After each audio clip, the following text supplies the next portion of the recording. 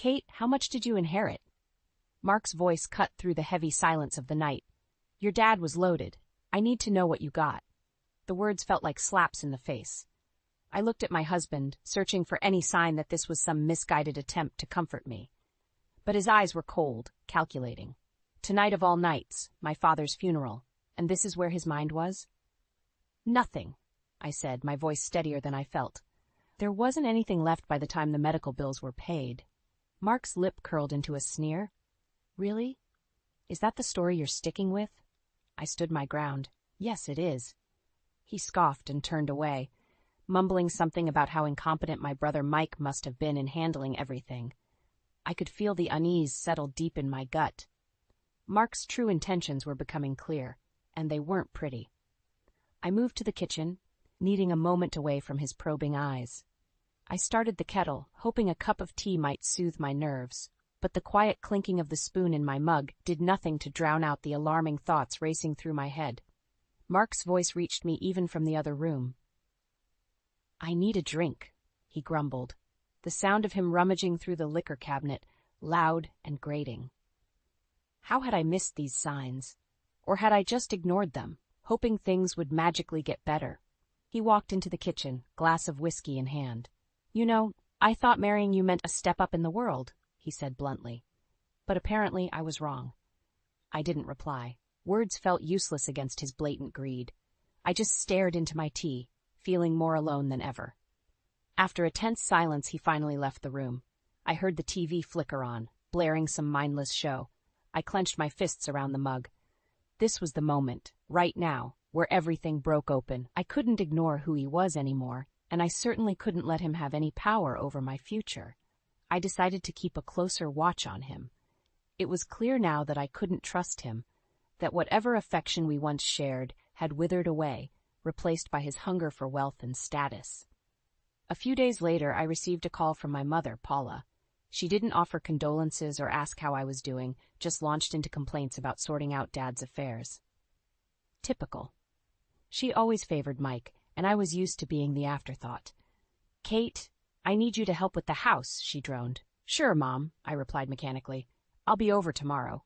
Bring Mark, she added. We could use a man's help. I felt my frustration spike, but kept my voice even. Mark's busy. It'll just be me. The call ended abruptly, and I sat there, the phone still pressed to my ear long after she hung up. Mark breezed into the room just then, sipping another whiskey. Spout, pack your things, I said suddenly. He looked at me, puzzled. What for? We're going to Mom's tomorrow. She needs help with Dad's stuff. He scowled. Are you serious? I have better things to do. You're coming, I replied firmly, our eyes locking in a silent battle. Eventually, he shrugged and walked away. That night, as I lay in bed, I listened to his soft snores and felt a pit of fear and determination grow within me. This facade was crumbling, and soon everything would come to light. It was time to brace myself for the storm. I pulled up to the old family home, a sense of dread settling over me. Mark sat in the passenger seat, tapping his fingers impatiently on the dashboard. Let's get this over with, he muttered as he climbed out of the car. As we walked up the path, memories flooded back. The house looked the same, yet everything felt different. The door swung open, and there was Paula, her face a mix of annoyance and impatience. It's about time, she snapped. I've been dealing with everything on my own. I stepped inside, brushing past her coldness. Mom, this is Mark, I introduced, though she'd met him briefly at the funeral. Paula glanced at him and nodded curtly before turning her back on us. Mike's in the study, going through paperwork. You two can start in there.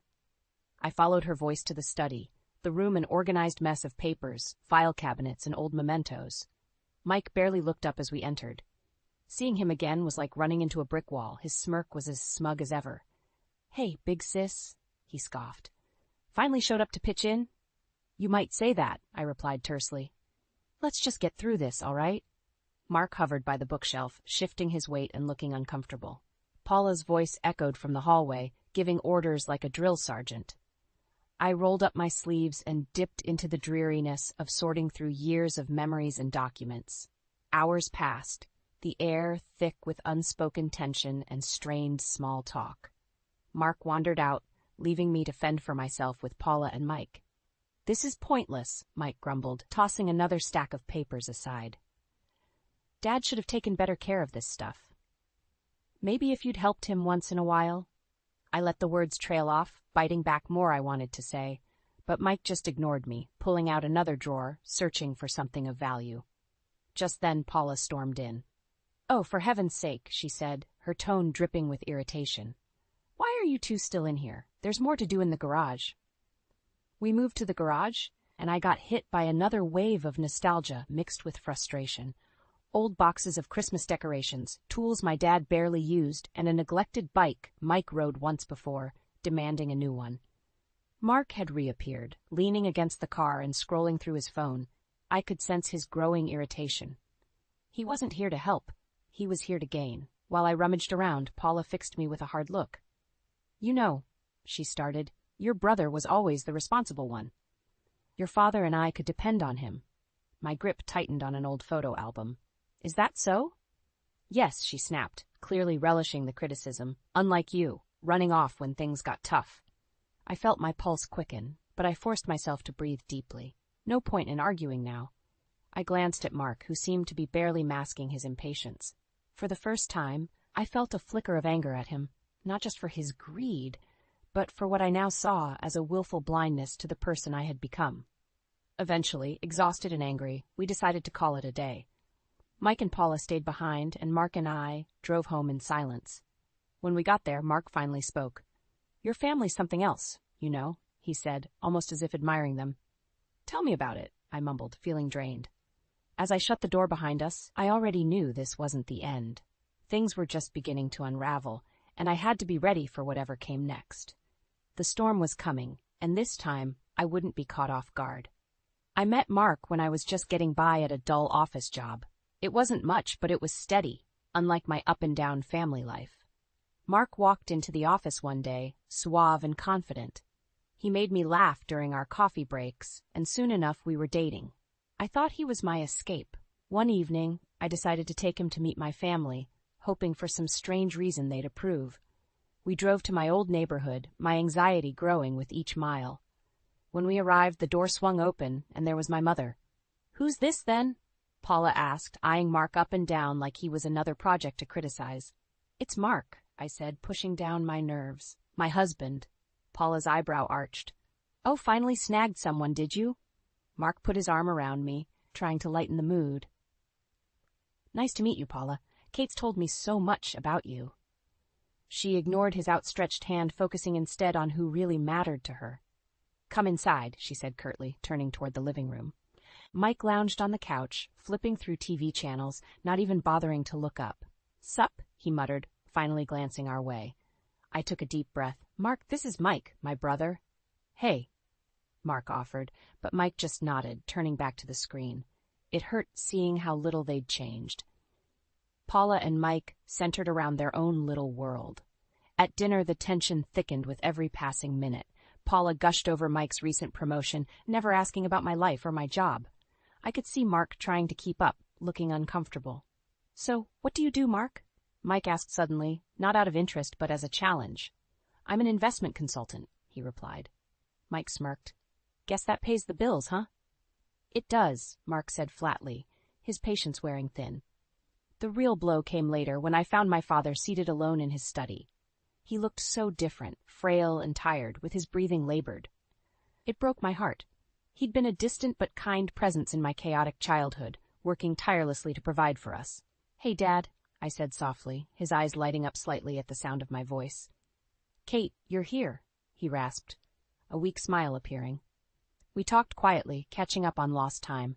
He confided in me, telling me how hard it had been to manage things lately, how disappointed he was in how Paula and Mike were handling everything. He looked pained, not just physically but emotionally. "I'm sorry, Kate," he whispered. "I wish I could have done more for you." I squeezed his hand. "It's okay, Dad. You did what you could." Leaving the room, my chest tightened. Mark was in the kitchen, watching the interaction between Paula and Mike, his face unreadable. "It's a mess," he whispered as we walked out. "Your family, I mean."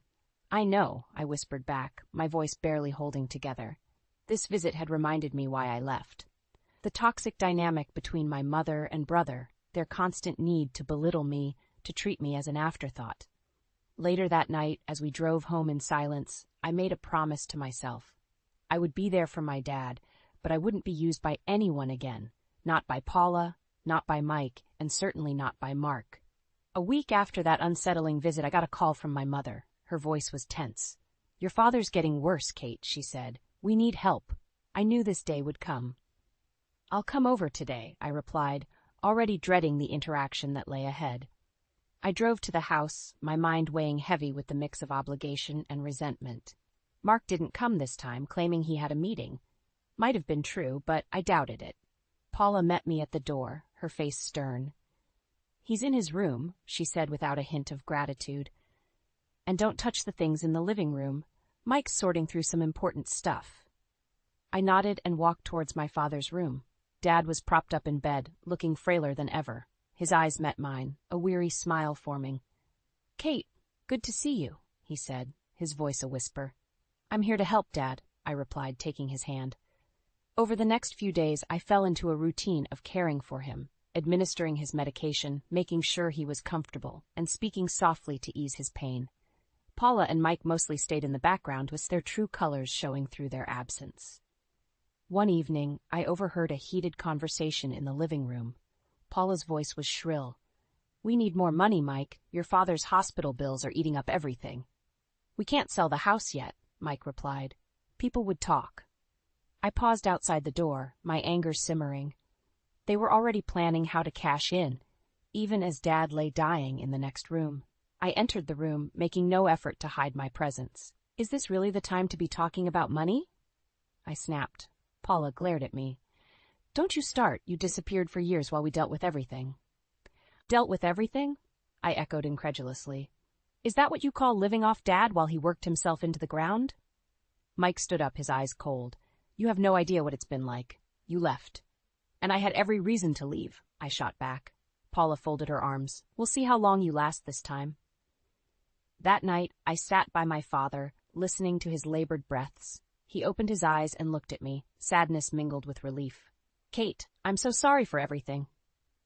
My chest tightened. "Dad, you don't have to apologize." He shook his head weakly. "I wasn't there for you.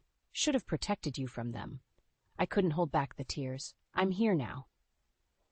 The following morning, I found Paula rifling through his drawer. I stood in the doorway, my voice cold as ice. "What are you doing?" She looked up, startled. "Just organizing his things." "Sure," I said, my tone flat. "Because you've always been so organized, right?" She slammed the drawer shut. "Don't you dare judge me." "I'm not judging, I'm observing," I replied, moving to sit by my father, who had just woken up. The days dragged on with the same routine, the house thick with tension. Mike occasionally showed his face, usually to complain about something or another. I stayed focused, doing what I could for Dad. One evening, Dad's eyes sought mine with a seriousness I hadn't seen in a while. "There's a bank account," he whispered. My heart skipped a beat. "Bank account?" He nodded, struggling for breath. "Not much, but it's yours. Secret. Use it wisely, Kate." Tears welled up in my eyes as I realized the weight of his words. He'd done what he could to ensure I had something, a small act of protection amidst the chaos. I squeezed his hand, promising myself I would make it count. Knowing what I now did, I felt a flicker of hope and determination. My father's efforts wouldn't be in vain. I wouldn't let Paula, Mike, or even Mark control my fate any longer. This was just the beginning, and I was ready for whatever came next. The call came just after midnight.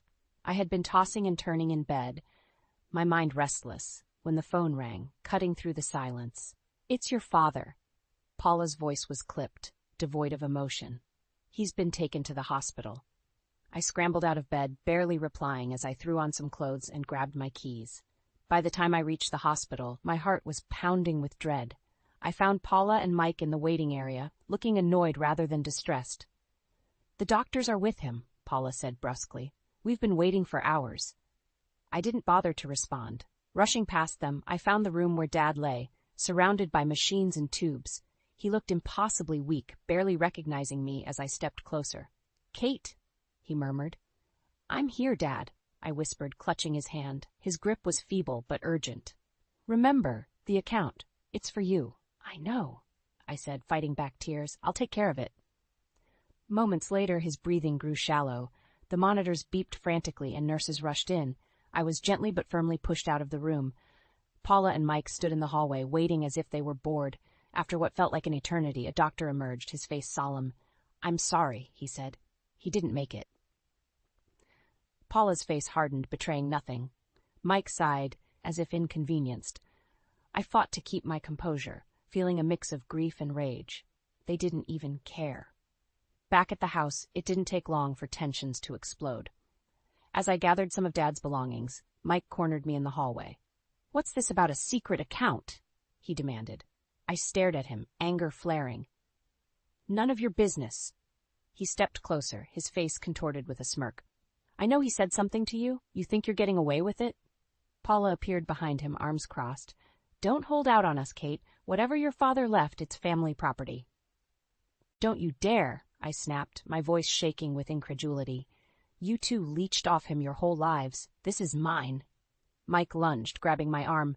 "You're not taking anything, you ungrateful." I yanked free, my temper boiling over. "Get your hands off me!" Mark chose that moment to stroll in, smirking as he took in the scene. "What's all this commotion?" "Kate thinks she's entitled to Dad's secret stash," Mike sneered. "Secret stash?" Mark's eyes lit up greedily. Fed up, I turned to leave, but Paula blocked my path. "You're not going anywhere," she spat. "Not until you tell us where that money is." "Over my dead body," I hissed, pushing past them. I stormed out, my heart racing. This wasn't just about the money anymore. It was about standing up to them, about breaking free from their grasp. I knew what I had to do, and I wasn't going to back down. That night, I sat in my apartment, clutching the small bank booklet Dad had given me. The modest sum was enough to start fresh, to carve out a new path for myself. Their selfishness and greed had pushed me too far. I wasn't the same naive girl they could push around. They were about to learn the hard way that I wasn't someone to mess with. From here on out, I would take control of my life. Their time of exploiting everything and everyone was over. The first steps of my plan were clear. The storm was here, and I was ready to face it head-on. I returned to my apartment, the weight of my father's funeral still hanging heavily over me. I barely had time to process my own grief before Mark cornered me in the kitchen. "Kate," he started, his eyes hard with impatience, "we need to talk about the inheritance again." I felt a surge of anger. "We've been over this. There's nothing significant." His face twisted with frustration. "Stop lying." "I overheard Mike talking about a secret account. Your dad must have left something worth hiding." I glared at him, feeling my blood boil. "And what if he did?" "It's none of your business." "None of my business," he scoffed, stepping closer. "I'm your husband. Whatever you have, I have a right to it too." I took a deep breath, trying to stay calm. "I didn't marry you so you could pocket my family's money, Mark." His eyes narrowed. "You're being ridiculous. Besides, there's something else you should know." I crossed my arms. "What now?" Mark hesitated for a split second before dropping the bombshell. "I've been seeing someone else." The room seemed to spin for a moment. I steadied myself against the counter. "What?" I said, my voice barely a whisper. "Lana," he said matter-of-factly. "Mike's girlfriend. We've been seeing each other for months." Suddenly everything fell into place. His aloofness, the constant pressure about the inheritance, it all made sense. He had been planning this all along. You vile?" I started, but he cut me off. "And that's not all," he continued, reaching into his pocket and pulling out a set of papers. "I want a divorce. Sign these." I stared at the divorce papers he placed on the counter, feeling a strange mix of anger and calm. Somehow his betrayal was almost a relief. It was the final confirmation that I needed to break free from him. I grabbed a pen and started signing. He watched me, clearly expecting more of a fight, but I was done. Finished. As I handed the papers back, I felt a sense of liberation. "Fine," I said, my voice steady. "Good riddance." A moment of silence passed, then Mark's smugness reappeared. "Hope you and your so-called inheritance are very happy." Just then, he walked out the door, leaving me alone in the kitchen. I sat down, breathing deeply, taking in the newfound sense of freedom. Mark was out of my life, and I couldn't be happier. The days that followed felt strangely bright despite the chaos. Mark had moved in with Lana, his dreams of wealth tied to her. Meanwhile, I used my father's modest inheritance to start planning for my future. It wasn't a lot, but it was enough to rebuild. A couple of weeks later, the phone rang. It was Mike. "We need to talk," he said bluntly. "What now?" I replied, tired of their antics. "Mark," he spat out. "He moved in with Lana, thinking her family has money. They don't." I couldn't help but laugh. "Just desserts." "Good luck dealing with him," I said. "Not my problem anymore." "You're going to regret this," he hissed before hanging up. I leaned against the wall, feeling a small but satisfying victory. Mark's arrogance had led him right into a trap of his own making. As for me, I had a fresh slate and endless possibilities before me. Let them scheme and plot. I had learned the hard way how to stand up for myself, and nothing they did could take that away from me. I was finally free, ready to live life on my terms. The storm had come and gone, leaving me stronger and more determined than ever. And I wasn't done yet. I had plans, and nothing was going to stop me now. Mark's arrogant assumption that Lana's family had money proved to be his downfall. Within weeks, he was calling incessantly. At first, I ignored him, savoring the peace. One evening, the phone rang once more. I sighed and picked it up. "Hello?" "Kate, we need to talk." Mark's voice was desperate, a far cry from his usual arrogance. "Why? So you can try to worm your way back into my life?" I replied, my tone icy. "It's not like that," he pleaded. "Lana's family found out about us. They threw me out." I stifled a laugh, though I felt a tiny sense of satisfaction. "Not my problem," I said simply. "Kate, please," he continued, his voice wavering. "I made a mistake. We can fix this." I paused for a moment, savoring the irony. "You mean you finally realized what you had?" "Yes," he admitted, his voice almost a whisper. "I've been an idiot." "Well, I'm glad you admit it," I replied coolly. "But it's too late. You made your bed, Mark. Now lie in it." The silence stretched out between us, heavy and final. "Is that it, then?" he asked, his voice breaking. "That's it," I confirmed and hung up the phone. In the weeks that followed, I heard through the grapevine that Mark had been couch surfing, desperate and out of options. Mike had quickly distanced himself, blaming Mark for everything that went wrong and conveniently forgetting his own role in the mess. For once, I felt in control. I moved forward with my life, securing a small but significant freelance business. The inheritance my father left me became the seed money I needed. I poured my focus and determination into work, savoring the freedom and independence I had long craved. One crisp morning, while I was responding to client emails, the phone rang again. The caller ID showed Mike's number. I considered ignoring it, but curiosity got the better of me. "Hello? You think you're so smart, don't you?" Mike's voice seethed with anger. "Dad's money was supposed to be for all of us." "I earned it, Mike. You and Mom took everything else while Dad was alive," I replied, trying to keep my voice steady. "I hope you're happy," he spat. "We're losing the house." I took a deep breath. His anger was almost palpable, but it no longer had power over me. "Maybe now you'll understand what it's like to work for something." "You'll regret this, Kate. I'll make sure of it," he snarled before hanging up abruptly. I set the phone down, feeling the weight of his threat. But instead of fear, I felt an unusual sense of calm. I had faced worse, and survived. What could Mike possibly do now? As the weeks turned into months, I flourished. My small freelance business grew, and for the first time in years, I felt grounded and secure. Every time I heard about Mike and Paula's growing financial troubles, a part of me felt vindicated. One evening, I sat in my small but cozy apartment, looking out over the city. I had come a long way, and the journey had been anything but easy. Yet, here I was, standing tall and moving forward. The ghosts of my past no longer haunted me. They were simply part of the story I had overcome. The phone rang again, but this time I didn't feel a jolt of anxiety. I picked it up calmly, ready for whatever came next. "Hello? Kate, it's Mom." She started, but I cut her off, my voice steady and firm. "I'm done, Mom. Take care of yourselves." I hung up, feeling a profound sense of closure. The storm had come and gone. I was free, strong, and finally living life on my own terms. The years rolled by quickly after I hung up on my mother. I poured everything into my freelance business, growing it from a side hustle into a thriving enterprise. The modest inheritance from Dad turned out to be more than just financial stability. It was the foundation for a new life. My new apartment, though small, felt like a palace. It was mine, a space free of the shadows of my past. I spent comfortable evenings reading by the window, the city lights dancing in the distance, a stark contrast to the darkness of my earlier years. One afternoon, my phone rang. Seeing an unknown number, I almost let it go to voicemail, but then answered on a whim. Hello? Kate, this is Miss Johnson from the bank. I wanted to inform you that your mother's assets have been frozen. There's been a foreclosure on the house. I paused, taking in the information. Thank you for letting me know, I said before hanging up. A few days later, I found myself walking through an old, familiar neighborhood.